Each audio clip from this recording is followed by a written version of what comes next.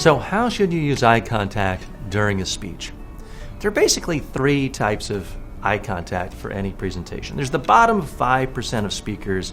They're staring at their notes, they're staring at the floor, they've got their back turned to you and staring at their bullet points on their PowerPoint, or they're kind of looking over people's head to an imaginary spot on the wall, or they're looking at a clock. This is the absolute worst thing because your audience feels ignored. You do not want to do that. It's a complete disconnect. Now, the next 94.9% of speakers do something like this. They're addressing the audience the whole time. I call it the windshield wiper. Now, it may be fast or it may be slow. But if you're in the audience, you never really feel like that speaker is looking exactly at you. There is another way of doing it. There is what the top 0.1% of speakers do. Now, if any of you have ever seen former President Bill Clinton speak, you know what I'm talking about. And hey, we're bipartisan here. We're giving examples of Ronald Reagan's good speaking skills too. But Bill Clinton is especially good at this. Now, a colleague of mine was once having a beer with President Clinton. This was re-election time. It was after a long day of campaigning, and their sleeves were rolled up. They were playing poker and having a beer, and my colleague turned and said, "Wow, Mr. President, you did it again. You had 10,000 people in the palm of your hand. How did you do it?" And the president turned and said, "Andy, very simple. I didn't speak to 10,000 people today. It's not what I did.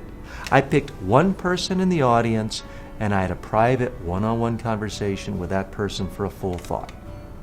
And then I went to another person in the audience, and I really looked at them, and I held a private conversation with that person for a full thought." Now, the key is you're only looking at someone for maybe 4 or 5 seconds. But compared to the typical speaker who's doing like this, it seems like eternity. So that's what President Clinton does. But anyone can do that. It is simple. It's not really hard, like learning how to hit a hole in one or learning how to be a world-class ballerina. Those are hard tasks. Just looking at someone for a couple of sentences is relatively easy. But here's what it does. It relaxes you because you're no longer looking at 10,000 people or 100 people.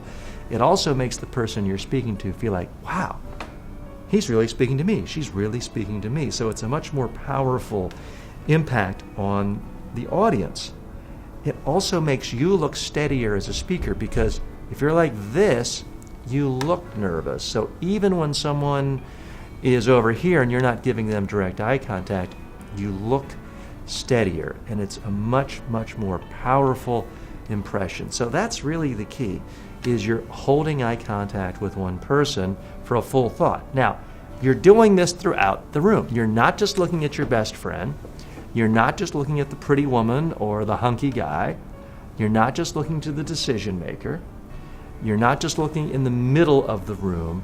You're doing it sporadically in a random way, but you're trying to cover the whole room. So that's really the key. No one is left out. Now, if you're speaking to 50 people or fewer for even 10 minutes, that means you can give every single person in the room direct, individualized eye contact. Now, occasionally someone may feel uncomfortable. They look away. That's okay. You go to the next person. Remember, it's not a stare-down contest. And you're not singling out one person. You're giving people more or less equal time throughout the room. And that's the most effective way to use your eyes during a presentation.